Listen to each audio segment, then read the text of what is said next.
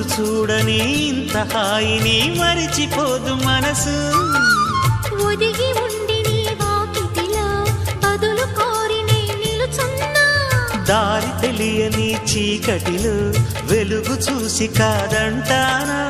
ఊరించి ఇది ఏ మాసం? ప్రేమించే ప్రతి గుండెను అందెల సందడి చేసే హేమంతం ఇది. మన సొంతం అయినది.